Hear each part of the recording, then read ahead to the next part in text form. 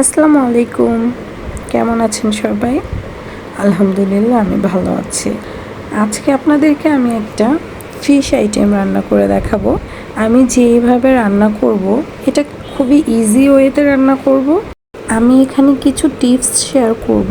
আশা করি ফুল ভিডিওটা দেখলে আপনারাও খুব ইজিলি অনেক মজা করে রান্না করতে পারবেন। ব্যাচেলর ভাইয়ারা বা যারা দেশের বাইরে আছেন, প্রবাসে আছেন, সবাই খুব ইজিলি এটা রান্না করতে পারবেন। তবে এটা খেতে অসাধারণ। লুকস দেখেই বুঝতে পারছেন যে খেতে কতটা মজা হয়েছে। সো আর দেরি না করে রান্নায় চলে যাই। আমি এখানে রুই মাছ নিয়েছি রান্নার জন্য। আমি রুই মাছটা খুব ভালো করে কেটে ধুয়ে পরিষ্কার করে পানি ঝরিয়ে নিয়েছি। ফার্স্ট টিপস হচ্ছে, মাছ ধোয়ার সময় যাদের খুব বেশি গন্ধের প্রবলেমটা হয়, তারা অবশ্যই সামান্য একটু হলুদ গুঁড়ো আর 2-1 ফোঁটা লেবুর রস দিয়ে ধুয়ে নেবেন। দেখবেন মাছের গন্ধটা খুব তাড়াতাড়ি চলে গিয়েছে।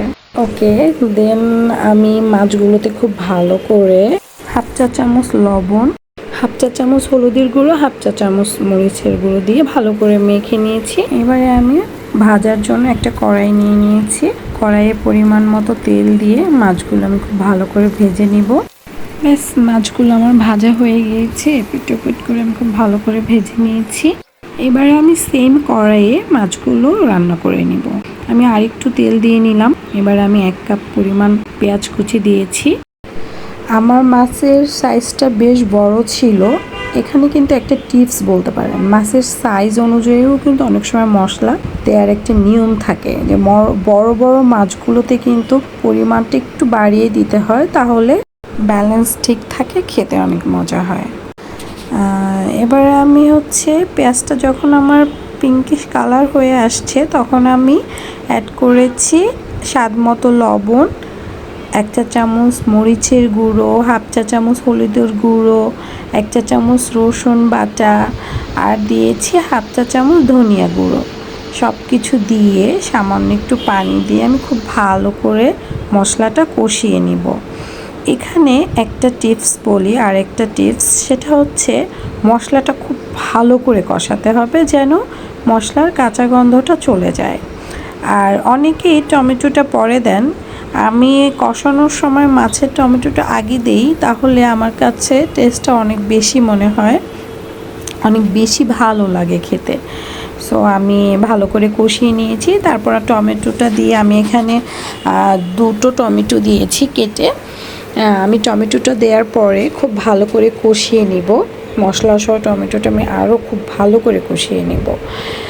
যখন আমার মশলাটা একদম ভালো করে কষানো হয়ে যাবে, ভাজা ভাজা একটা ব্যাপার চলে আসবে, ইভেন অয়েলগুলো উঠে আসবে, তখন আমি পরিমাণ মতো পানি দিয়ে দিব। আমি পানিটাও কিন্তু খুব বেশি দিব না, যেহেতু এখানে আমি জাস্ট শুধু মাছটা ফ্রাই করেই রান্না করে নিচ্ছি। সো এখানে খুব বেশি পানির প্রয়োজন নেই, জাস্ট মাছটা মোটামুটি ডুবো ডুবো একটা ভাব হয়, এমন একটু পানি দিলেই হয়ে যাবে। সো আমি এখানে আমার 2 কাপের মতো পানি লেগেছে। আমি পানি দিয়েছি, দিয়ে পানিটা যখন ফুটে উঠেছে, আমি কিছু কাঁচামরিচ দিয়েছি ফ্লেভারের জন্য, দিয়ে ঢেকে দিয়েছিলাম। তারপর আমি যখন আমার 5-7 মিনিট নামানোর আগে আমি ধনেপাতা দিয়ে দিয়েছি। এটার ঘ্রাণটা খুব ভালো মতো যেন মাছের সাথে মিশে যায়, দিয়ে আমি একটু ঢেকে দিব। ঢেকে দিয়ে কিছু সময় রান্না করে নিয়ে ঠিক নামানোর 2 মিনিট আগে আমি ভাজা জিরার গুঁড়ো ছড়িয়ে দিব। সো এটা দিয়ে দিয়েছি। আমার রান্না অলমোস্ট ডান। এভাবে আপনারা অনেকে হয়তো ভাবতে পারেন যে ধনেপাতা দিয়েছি, তাহলে কেন জিরার গুঁড়ো দিলাম। বড় বড় মাছগুলোতে এইভাবে রান্না করলে, বা ছোট মাছেও আপনি দেখবেন টেস্টটা না অনেক বেশি বেড়ে যায়। সো আমার রান্না হয়ে গিয়েছে, দেখতেই পাচ্ছেন মাশাআল্লাহ রান্নাটা কত মজা হয়েছে, এবং যারা যারা খেয়েছিল সবাই বলেছে অসাধারণ হয়েছে রান্নাটা। মাশাআল্লাহ, আলহামদুলিল্লাহ, সবাই প্রশংসা করলে অনেক ভালো লাগে। আপনারাও ঠিক এভাবে রান্না করে নেবেন, আশা করি আপনারাও প্রশংসা শুনবেন, আর খেতেও অনেক মজা হবে। এরকম এক বাটি মজার ফিশ রান্না হলে আমার মনে হয় না আর কিছুর প্রয়োজন হয়, যারা বিশেষ করে মাছ খুব ভালোবাসেন। আর আমরা তো এমনিতেই বাঙালি, মাছে ভাতে বাঙালি, মাছ হলে আর কিছু লাগে না। যারা মাছ পছন্দ করি তারা এভাবে রান্না করে খেয়ে দেখবো, ইনশাল্লাহ অনেক ভালো লাগবে। যারা পছন্দ করি না তারাও ইনশাল্লাহ খাবেন আশা করি। Thanks for watching.